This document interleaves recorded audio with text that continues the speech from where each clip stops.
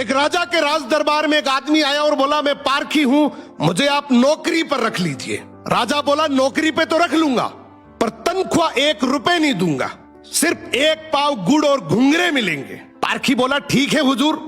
कुछ ही दिन बाद राजा एक घोड़ा खरीद कर लाए। उन्होंने पारखी से पूछा, बताओ इस घोड़े के बारे में क्या कहते हो। पारखी बोला, हुजूर ये घोड़ा है ही नहीं, ये तो गाय है।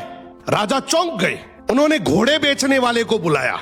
उसने कहा, साहब बात तो सही है तो घोड़ा ही, लेकिन बचपन में ही इसकी मां मर गई थी, इसे गाय का दूध पिलाया गया था, इसलिए इसकी आदतें गाय जैसी है। राजा ने हैरानी से पारखी से पूछा, तुम्हें यह सब कैसे पता चला। पारखी बोला, हुजूर जब ये चल रहा था तो नीचे मुंह झुकाकर घास खा रहा था, घोड़ा हमेशा ऊपर गर्दन उठाकर खाता है, मैंने इसकी आदतों से पहचाना।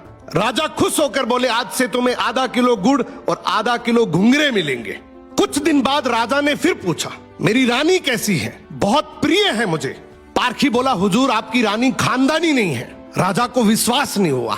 उन्होंने ससुराल जाकर पूछा, वहां दादी ने बताया, बचपन में इसकी मां गुजर गई थी, पाला तो मैंने है, मगर दूध इसे दाई मां ने पिलाया है। राजा ने पारखी से फिर पूछा, रानी के बारे में तुझे कैसे पता।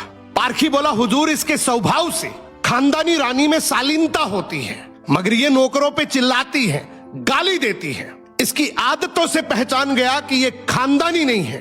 अब राजा बोले, चलो मेरे बारे में बताओ। पारखी बोला, जान की माफी दे तो बताऊं। राजा बोले, माफी है, सच सच बताओ। पारखी बोला, आप राजवंश के नहीं हैं, आप मुझे भड़बूजे लगते हैं, गुड़ और भंगूरे सेकने वाले। राजा घबरा गए।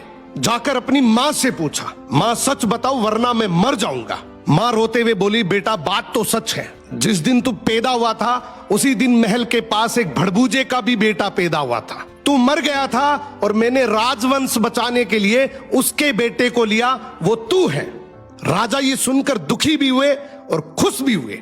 इंसान की पहचान उसके चेहरे, कपड़े या खानदान से नहीं होती, उसके चरित्र से होती है। किसी को भी केवल उसकी शकल, सूरत, पद या घर देखकर मत परखो, उसकी आदतें, उसका व्यवहार ही